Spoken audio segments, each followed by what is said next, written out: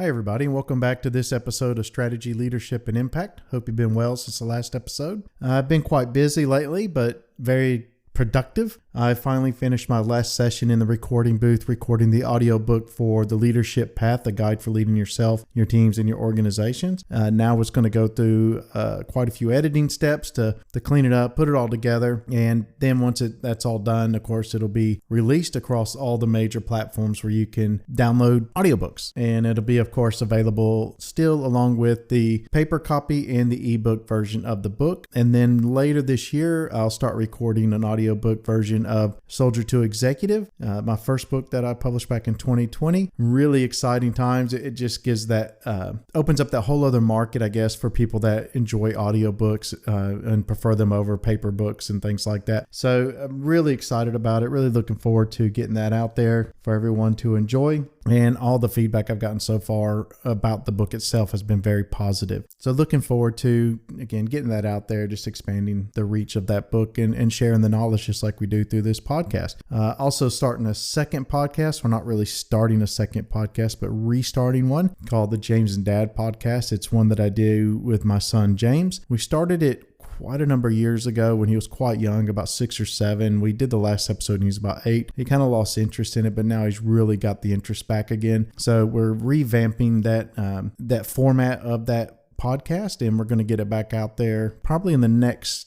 2 to 3 weeks or so. We're just still setting things up, going through, working out all the audio issues and a couple of other little things. And once we have it ready to go, it'll be back out there to the world to listen to. Anyway, enough about all that. Just want to get into today's topic. And what I wanted to talk about in this episode is corporate responsibility. You might hear it called CSR, corporate social responsibility. It's really been a big topic, particularly when you look at things around environmental impact, social impact, but also dealing with things like climate change and how corporations are addressing climate change, addressing social issues and different things like that. So that's why I want to talk about this. And someone asked me a question about it the other day. Well, what exactly is it? How do we know it when we see it? It used to be referred to as corporate citizenship, but corporate social responsibility or corporate responsibility really refers to a company's commitment to addressing and managing its impact on society and the environment. It involves the integration of social, environmental, and ethical considerations into the company's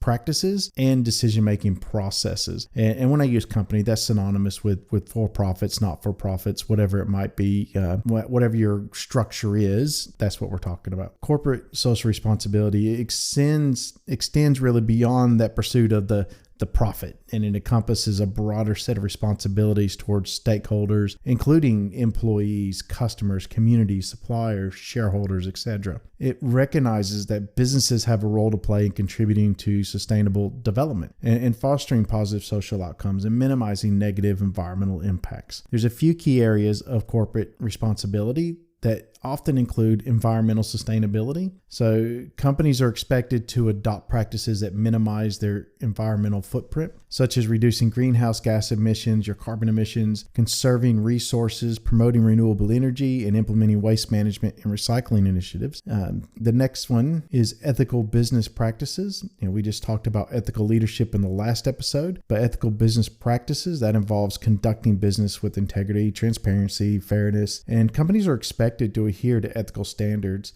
combat corruption and bribery, and ensure responsible governance. And then another one is social impact and community engagement. Companies are encouraged to engage with and positively contribute to communities in which they operate, no matter where they are in the world. And this can include supporting local initiatives, investing in education, healthcare, your local sporting clubs, your local not-for-profits, promoting diversity and inclusion, and respecting human rights throughout their supply chains. Again, it doesn't matter where the company's reach goes to, wherever it is in the world, that they're actually promoting these things across all areas that they actually work in and operate in. And then another one is employee well-being and development. Ensuring the well-being, safety, fair treatment of its employees is an essential aspect of corporate social responsibility. And that involves providing safe work environment, fair wages, those living wages, equal opportunities for everyone in the organization, and supporting employee development and work-life balance. So making sure that people can disconnect from work and they're actually being reinvested into and they're being trained and developed. And then another one, of course, would be that stakeholder engagement and communications. So companies, they're expected to engage in open and transparent communications with all stakeholders. And this includes, again, customers, investors, employees, communities. And that's really to help build trust and allow for feedback and enable companies to understand and respond to societal expectations and concerns. A lot of people say, well, this company, big international company or whatever, they shouldn't be involved in these things. Well, they should be. And another one is they're responsible for supply chain management. So companies are responsible for ensuring that their supply chains operate ethically and sustainably. This includes monitoring suppliers for compliance with labor and environmental standards and addressing any issues that may arise. And I know that a lot of organizations that operate in Western countries, for example, they get criticized for relocating like manufacturing capabilities and things like that to other countries that don't have the same level of work health and safety requirements that they might have in their home country, but they get criticized because they're cost shifting and things like that, which they are, but they're saying that they don't uphold the same standards in these other countries, but they actually do. And a lot of these organizations, they actually bring up the standard in that country where they operate. So sometimes they kind of unfairly or unjustly get criticized for that, but it's actually been proven by empirical research that shows that they actually do bring up the standard of living. They bring up the standard of work health and safety. They actually improve the employees' lives in those countries where they do operate. But corporate social responsibility, it's not only driven by ethical considerations, but also by the recognition that responsible business practices can lead to long-term financial success. So by doing these things, they're actually ensuring their long-term financial success. It enhances their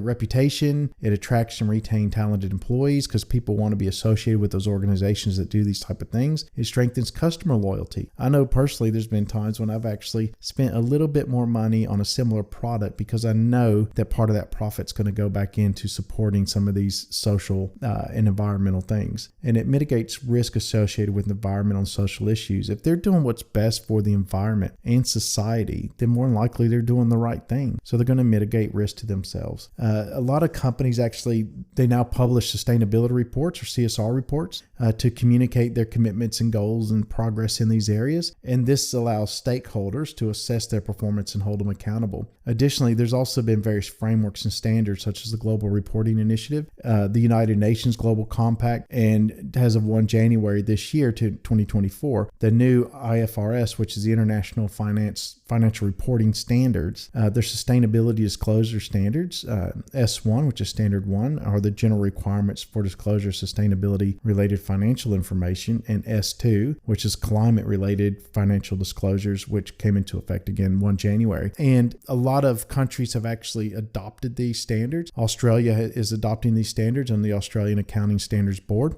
And there's kind of a phased effect as far as organization size and turnover over the next 3 years to when they're actually going to be required to start reporting. Making people do this and actually being more transparent about this is incredibly important. Again, as shareholders, stakeholders, whatever your role is, you can actually look into these things and hold these organizations accountable for what they're saying they're doing and what they say they're going to do. We got to get away from, they've already coined a term for it called greenwashing. So making sure that organizations aren't greenwashing their financial statements or their corporate sustainability reports so that we're actually getting the truth about what's happening. And the more organizations that do this, the more countries that get on board, the more companies that get on board, the more communities that get on board with these things, the more positive outcome and impact we're going to have. And all of these guidelines and principles for corporate social responsibility, they're incredibly important, and it's important that they're done and that they're transparent and that we're actually taking note of them as a stakeholder within the environment and the communities in which we live. So anyway, what are your thoughts on this? Let me know. If you have a topic that you'd like for me to talk about, please feel free to send me an email at blakerepine@gmail.com, or you can look me up on LinkedIn and message me through there. Just look up my name, Blake Repine. Love to connect with you. Love to have you in my network. And if you are getting something out of the podcast, share it with your friends. Let them know. Maybe they might learn something too. Again, if we're able to help somebody with one little thing, then we've done what we've set out to do. Thank you, and we'll talk to you again soon.